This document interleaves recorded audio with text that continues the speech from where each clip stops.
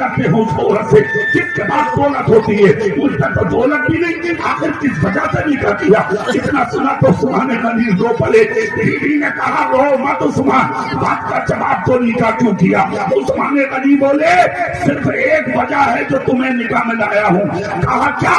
کہا وہ وجہ تلاش کرتے کرتے زمانہ ہو گیا، آج تک وہ وجہ میرے ہاتھ نہ لگی، اس لیے مجھے تم سے نکاح کرنا پڑا۔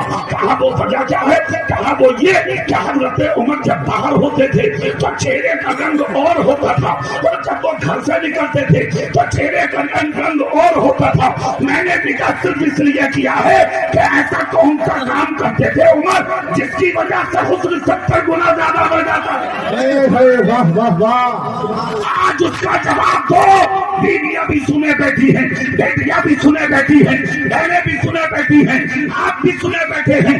اتنا جب کہا حضرت عثمان غنی سامنے تھے، بیوی کی آنکھ سے آنسو نکل گئے، دوپٹے کا پلو اٹھایا، آنسو صاف کیے، کہا عثمان تم نے یہ پوچھ کر مجھ سے عمر کی حقیقت جاننے کی کوشش کی ہے؟ کہا ہاں ہاں بتا دو۔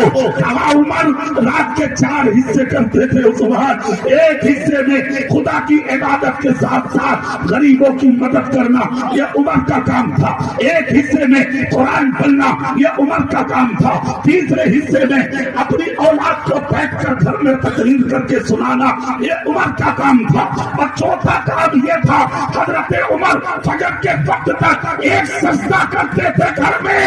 خدا کی قسم اس روم میں کسی کو جانے کی اجازت نہیں تھی، مگر عثمان اتنا سنتی تھی میں ادھر سر جھکتا تھا اور ادھر فاروق اعظم کی ہچکیوں کی آواز آتی تھی، پھر سر اٹھاتے تھے، اور جب اس کمرے کے اندر میں داخل ہوتی تھی خوشبوئیں مجھے بھی آتی تھی۔ میں نے ایک مرتبہ پوچھا اے عمر بتا دو آخر ایسا کون سا عمل تم اس کنجرے میں بیٹھ کر کرتے ہو کہ رونے کی آواز آتی ہے، ہچکیوں کی آواز آتی ہے، بعد میں کمرہ معطل ہوتا ہے؟ حضرت عمر کہتے تھے عثمان سنو، یہ کہتے تھے عمر کیا تم یہ پوچھنا چاہتی ہو؟ کہا ہاں۔ تو کہا مجھ سے عمر نے کہا تھا میں سجدے سے جب تک سر نہیں اٹھاتا جب تک مصطفیٰ سر چوم کے یہ نہ کہہ دیتے تھے عمر سر اٹھا لے تیرا سجدہ تیرے رب نے قبول کر لیا۔